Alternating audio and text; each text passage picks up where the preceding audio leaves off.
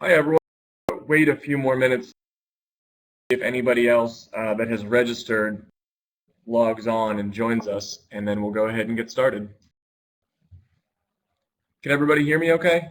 There's a chat box on the right-hand side. If you can hear me, go ahead and type in a yes or you're here or something like that.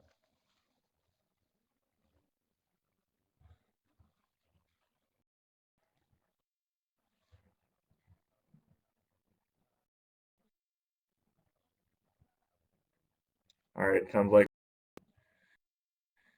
sounds like our microphone is working. So we'll go ahead and wait another minute or two, and then we'll go ahead and get started.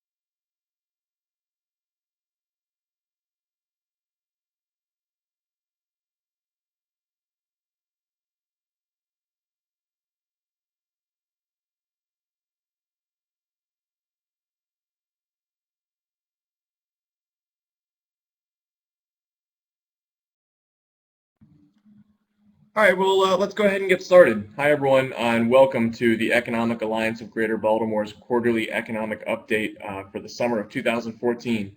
My name is Patrick Dougherty, and I'm the Market and Research Analyst at the EAGB. Today, we're going to dive into some of the data and trends in the economic indicators that we track every quarter. And in fact, we track them monthly, so if you want to go ahead and download some of the spreadsheets with this information, they're all available on our website at greaterbaltimore.org.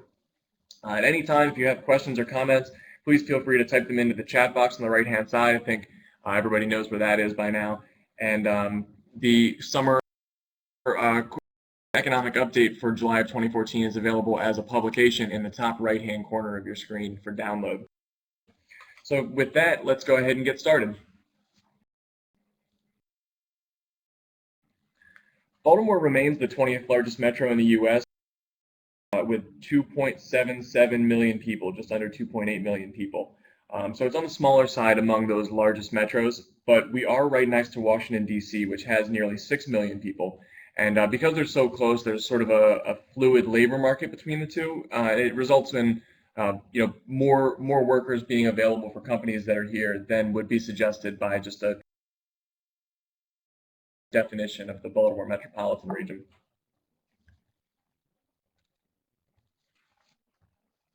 Baltimore's population of 25 to 34-year-olds has grown over the last 5 years, especially when you compare it to, or it's positive when you compare it to the U.S., in which case we've grown faster than the U.S. in both population of 25 to 34-year-olds and population of 25 to 34-year-olds with a bachelor's degree or higher.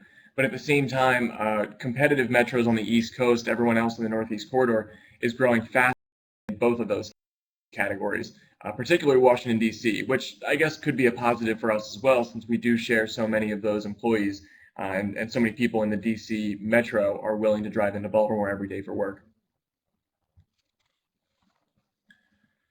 Also, a domestic outmigration from Baltimore, and this is just one way of breaking down how the population is. You can see almost everybody in the Northeast corridor up there is represented by a gray bubble, meaning there's an outmigration of American citizens everywhere except for D.C. That is, there's a slight in-migration of domestic citizens. At the same time, Baltimore is gaining a really significant population of internationals through in-migration, as is everybody else in the Northeast corridor and really almost everybody else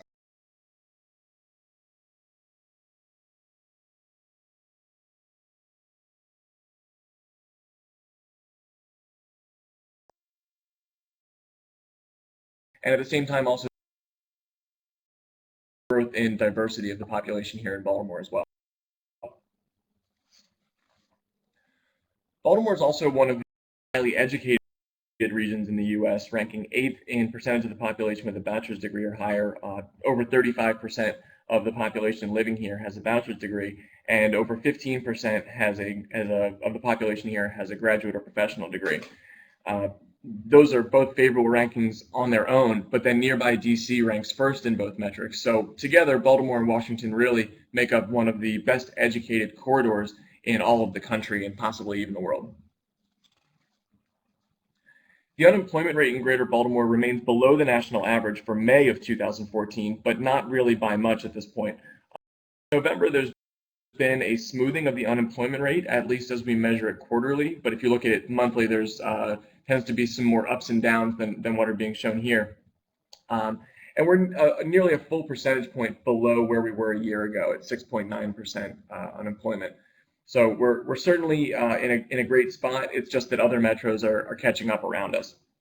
And it remains to be seen if this sort of smoothing of the unemployment rate can be maintained right around 6%.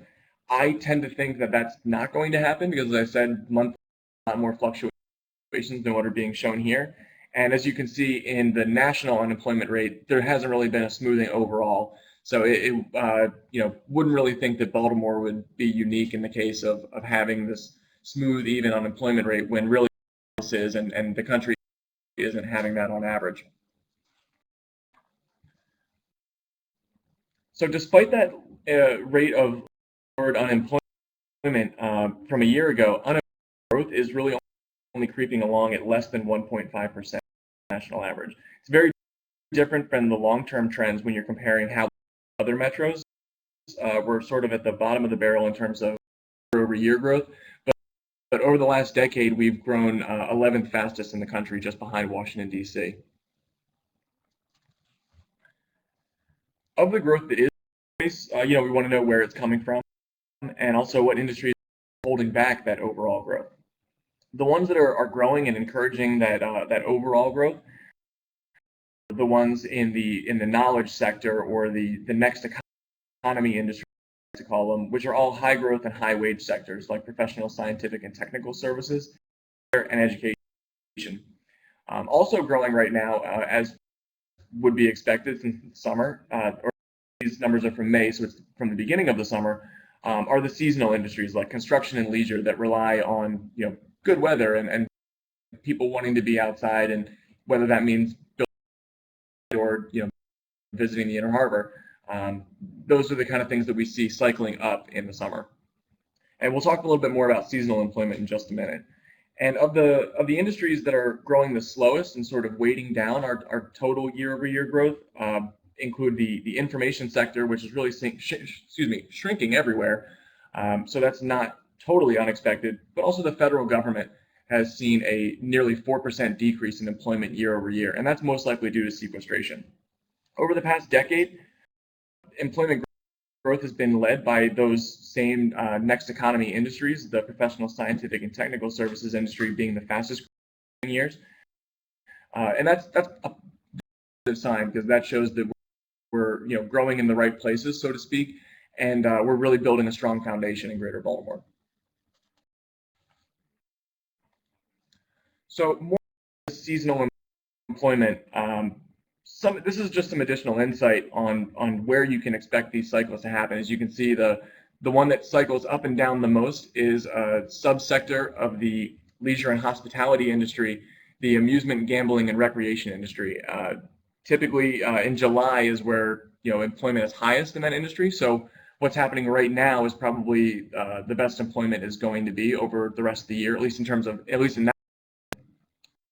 And then retail trade is sort of on this opposite cycle where they are pretty steady throughout the year. And once the holidays roll around, they throw a bunch of extra people in November and December for the holiday rush. And then they sort of trim their workforce back down afterwards.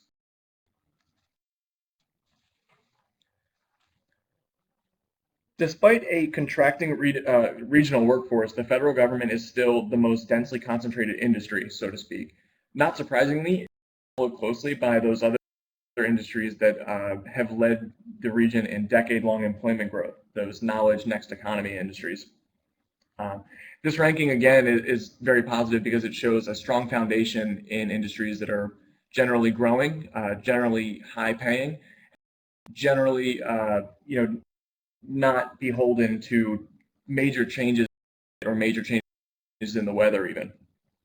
And professional, scientific, and technical services specifically can be used as an indicator of health of an economy.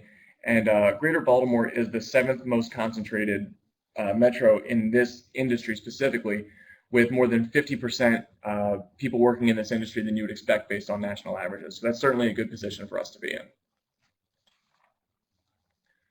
Greater Baltimore is also the wealthiest metros in the U.S., ranking in the top 5 in both per capita income and median household income. Families here in Greater Baltimore earn nearly $70,000 annually. Baltimore ranks 15th out of 16 reporting metros, so there's another 9 that didn't have data available for the foreclosure market. So we're sort of at the bottom of the barrel again in terms of the foreclosure rate. We're also 4th in the growth of foreclosed homes over the last year from May to May. And it remains to be seen if that's something that's going to be a long-term trend, a major issue moving forward, or be something that fluctuates wildly from month to month. As you can see on the chart there to the right, dark blue is Baltimore, and there's really not much of a trend. There's sort of an overall parabolic trend, but month to month there's really wild fluctuations. So hopefully that's something that we can really get under control. Baltimore's well-paid professionals do benefit from a lower cost of living in Baltimore, and that's displayed here through median home prices. Baltimore is 12 in the most in terms of expensive homes in the country, and that is actually behind 3 other Northeast Corridor metros. The only Northeast Corridor that has less expensive homes is Philadelphia. So while we're within the top 5 for the best paid residents of the region, we are outside the top 10 in terms of how expensive our homes are. So that's certainly a very good position to be in. Homes here, though, are not in the way that homeowners might hope. There's a more positive 3-year trend with 5% growth in home price. Greater Baltimore and DC together typically lag San Francisco, New York, and Boston in terms of venture capital funding. But this is just a general overview, a glimpse into how some of the industries in this region are doing in terms of capturing that venture capital, that venture funding. Software investment is now being included on this chart because it is without a doubt the hottest industry for investment across the country. And we're currently on pace to top $2 billion over the 5-year period from 2012 to 2016 in software venture capital funding. And it'll be the first time that we top $2 billion since the advent of the commercial internet in the late 90s. A lot of that funding, at least in my opinion, is most likely going to be found in the cybersecurity industry, which is strong and very hot here in Baltimore as well. Q2 information for 2014 was just not too long ago, at least nationally, not regionally yet. And if national trends are any indication, that boom in software funding is going to be continued to be seen at the regional level. This is also just a quick look into investment by, venture capital investment by stage of investment. And the first thing that jumps out of the graph to me is how few deals and how little money is going to companies at the seed stage of investment. Maybe that's offset a little bit by the size of the average deal, being $10.8 million, much larger than any other stage of investment. But that's also driven and weighted by a $67 million deal for a company based in Alexandria, Virginia. So taking that out of the equation will probably bring that number back down and look a little bit more in line with in the early and expansion stages. It's a similar story in later stage investment as well. There's a couple of big deals that really pull that up. So there's been like you said, there's been a very small amount of capital invested in early stage deals, which is a dominant theme in a lot of companies that are around here. There's a lot of seeking additional capital. No, Tim. Tim asked for a national comparison. I don't have one right now. I can certainly get one for you, Tim, and I'll go ahead and that out and actually email it to everybody that registered for this webinar today.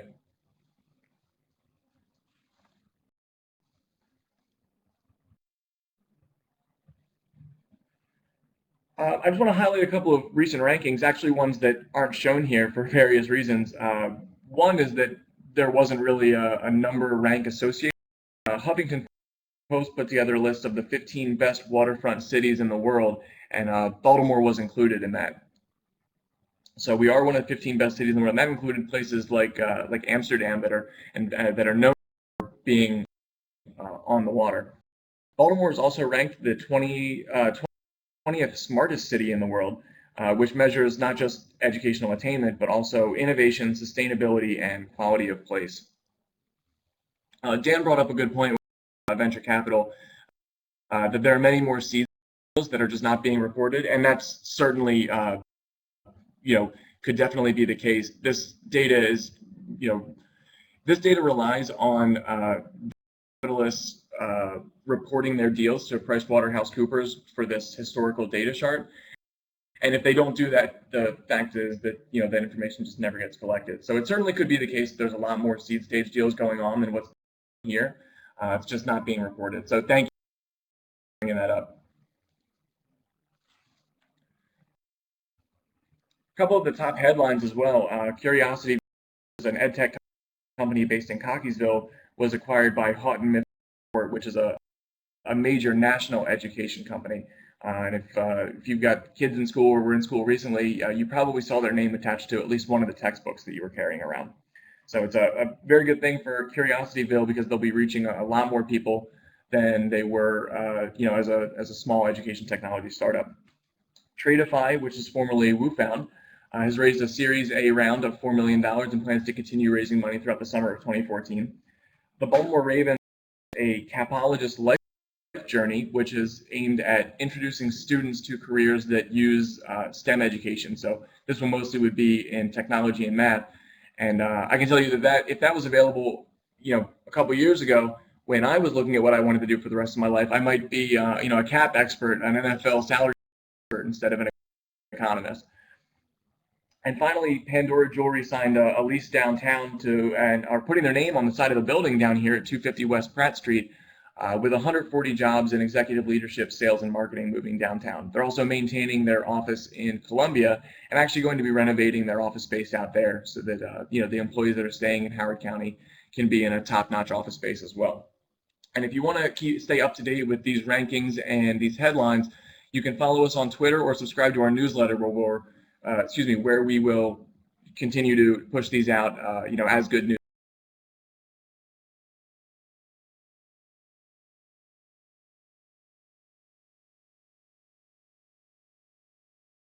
For example, like a national comparison for Tim. In October, we'll be covering our soon-to-be released updated cybersecurity report, so make sure to tune in for that. So thank you again, and look forward to seeing you next time.